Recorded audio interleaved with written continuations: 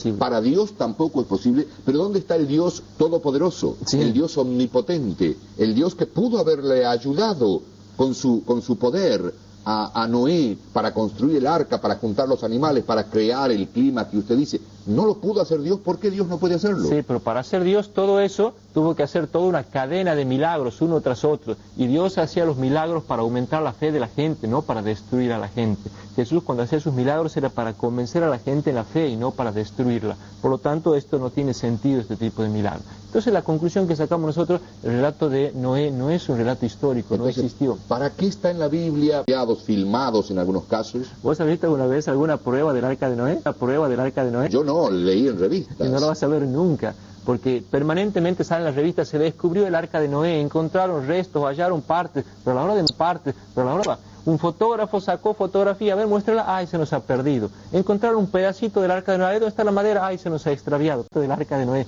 Y no la van a mostrar nunca porque no existió. Y cada vez que salgan los diarios, de Noé, hay que reírse porque no la van a encontrar porque jamás existió el arca de Noé. Este es un cuento por la Biblia para dejarnos una hermosísima enseñanza. A ver, si me puede dar una síntesis, aunque sea de la enseñanza, porque si no encuentro sentido que esté en la Biblia. Mostrarnos la justicia de Dios, cómo cuando el hombre peca, se viene el caos sobre el mundo. Antes de que Dios creara el mundo era un caos. Dios le puso un orden a este mundo con la creación. El hombre con su pecado puede desordenar y volver al caos. Y entonces cada vez que el hombre peca, se nos viene el diluvio. Ese es el mensaje. Y entonces es una gran invitación de la humanidad a dejar de pecar, a comportarse como hermanos, a vivir como Dios manda, porque seguimos viviendo así, se nos viene el diluvio. Pero es un mensaje, es una enseñanza. No es que realmente Dios, como vos dices, en su maldad y en un mal día que se levantó, porque se levantó nervioso, exterminó la humanidad. Eso es imposible.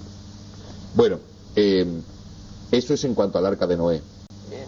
¿En qué consiste este relato de la Torre de Babel? No es que la humanidad se haya puesto a construir una torre que llegara al cielo. La expresión hebrea, algo que llegue al cielo, significa altísimo, pero no significa que realmente llegar al cielo. La lengua hebrea no tiene superlativo, no puede decir altísimo, grandísimo, hermosísimo, no tiene esas expresiones. Entonces, para decir que algo es altísimo o grandísimo, usan la expresión hasta el cielo. Como hoy cuando decimos te quiero hasta el cielo, dicen los chicos, ¿no es cierto? O sea, te quiero mucho. Entonces, cuando se dice de los árboles altos, dicen árboles que llegaban al cielo. Entonces, decir una torre que llegara al cielo es una manera de decir que era una torre alta. No era para nada que eran tontos que querían llegar al cielo. Bueno, perdón, padre, pero Dios los castigó por ese pecado. ¿Y qué pecado es, explíqueme usted, querer construir una torre alta? Por querer construir una torre alta, Dios los castigó así. ¿Cómo los castiga? Cambiándole las lenguas, enredándoles el lenguaje. Eso es lo que decimos, ¿verdad? Pero eso también es una incoherencia en la Biblia, porque dice el capítulo 10, en el capítulo 10 aparece el origen de todas las lenguas y aparece el origen de toda la humanidad. Dice, por ejemplo, en el versículo 5, estos fueron los descendientes de Jafet por sus territorios y lenguas, por sus linajes y naciones. 3 veces aparece el origen de la lengua en el capítulo 10. ¿Qué? ¿El capítulo 11 Dios los castiga confundiendo las lenguas? No. O sea, aquí tenemos de nuevo un relato que no es histórico, sino que es una leyenda, un cuento para dejarnos una enseñanza. Hay un grupo de gente que quiere construir una torre y lo hacen de espaldas a Dios. Quieren hacer una tarea y no cuentan con Dios en esta tarea y entonces terminan entre ellos confundidos, peleados, enojados, terminan dispersándose por no haber contado con Dios en su vida. O sea que el relato de la Torre de Babel es otro relato del Génesis que no es histórico y que no pretende contarnos un episodio que sucedió realmente, sino dejarnos este mensaje. Cuando los hombres construyen sus cosas y su vida a espalda de Dios, está destinado al fracaso. Está bien, padre.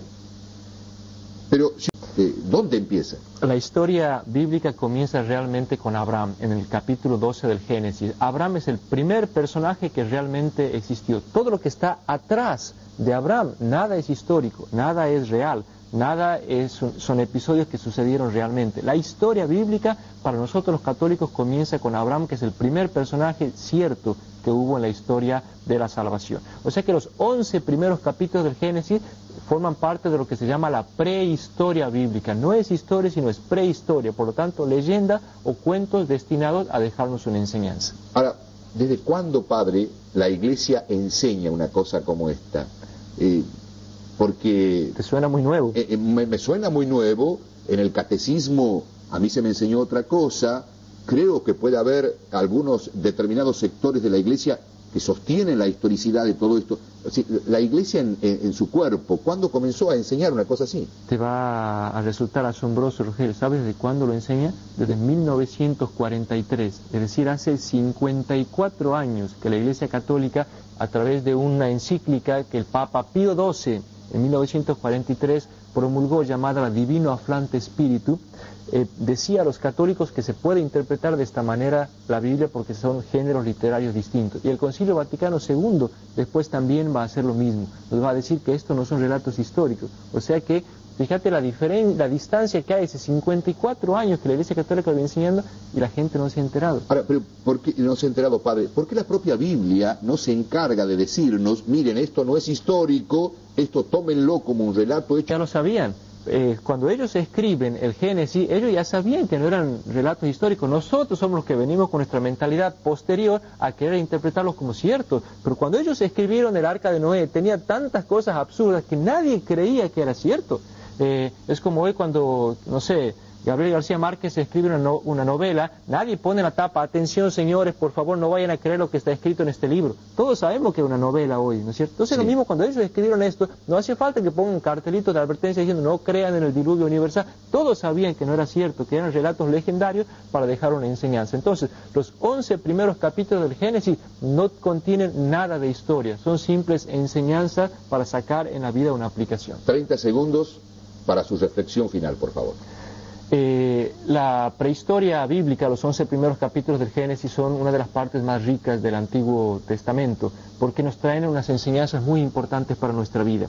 Nos muestran que fueron escritas en la época de Salomón, en una época en que Salomón estaba explotando a la gente, estaba aprovechándose del pueblo, haciéndolos trabajar gratis, quitándoles sus bienes, y todo en honor del rey y en honor de Dios. Y entonces alguien escribe el relato de Caín y Abel para mostrar que cuando uno peca contra Dios, no es solamente la única causa grave de los males que hay en el mundo. Cuando uno peca contra su hermano, cuando uno le quita los bienes, cuando uno se aprovecha de los demás, aunque sea es un grave desorden para la humanidad. Por eso, el relato de Caín y Abel es revolucionario para aquella época, porque pone el pecado del hombre contra otro hombre al mismo nivel que el pecado contra Dios. O sea, matar a un hermano, hacer sufrir a un hermano, dañar a un ser humano es tan grave para la Biblia como dañarlo a Dios. Nosotros lamentablemente los cristianos siempre hemos como exaltado el pecado contra Dios y hemos dicho es gravísimo pecar contra Dios. Para la Biblia no es así, para la Biblia es tan gravísimo pecar contra un hermano como contra Dios.